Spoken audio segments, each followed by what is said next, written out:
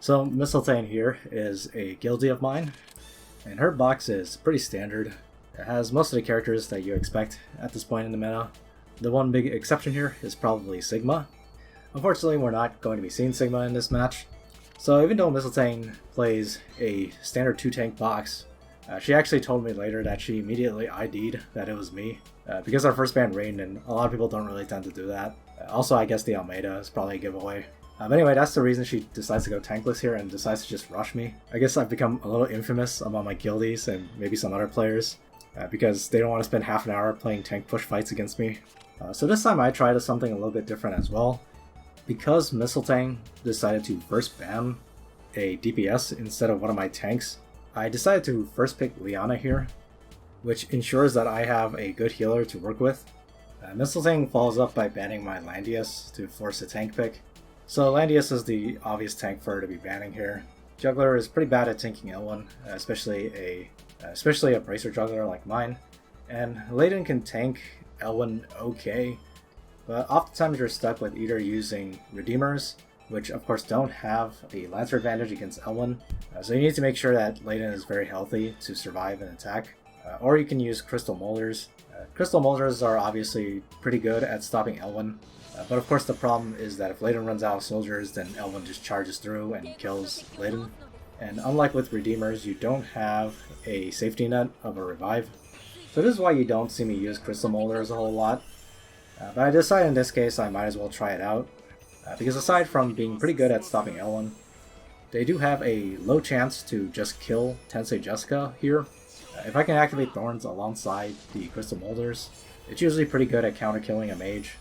So the way you're about to see me line up here is a pretty good example of why I kind of hate using Layden as a sole tank for a team. I think even in a box with lots and lots of glory characters, it can be hard to justify first picking Layden, because you run into situations like this where you kind of have to bunch around Layden, because he can't cast his 3-cost skill on anything other than an enemy. So a lot of times before you engage, you're kind of stuck just standing there around Layden and you can't really move anywhere. Now of course, if you really don't have anything except for glory characters, usually what you would do in this situation is that you would just skip on Layden's 3-cost skill and instead just bring Divine Guard. But that is becoming less and less of a viable choice as time goes on, because of course the buffs from Divine Guard can be dispelled, whereas the one from Righteous Duel cannot be, and that is just so important in fighting somebody like Elwyn. Divine Guard obviously just isn't going to do anything for you if Elwyn's around, because he's just going to run in and dispel not just your conversion but also your 2-range guard, and Layden just ends up being completely useless in that scenario. So that's why in this case I probably got a little bit too impatient and decided to run forward and just use his 3-cost skill so I can set up Layden's guard range. This was definitely a huge mistake on my part, because this leaves my Chris wide open, and because I let my opponent have both Rosen and Florentia, Florentia is just going to be a real menace here. She's going to be able to act again constantly, and naturally she decides to act again Tensei Jessica here, and Tensei Jessica is going to be able to jump in and kill Chris without much problem. And now that I'm down a unit, that's just going to make my entire team fall apart, because of course the problem with losing a unit isn't just the fact that you lost the unit itself, it's the fact that you actually lose entire turns on your side.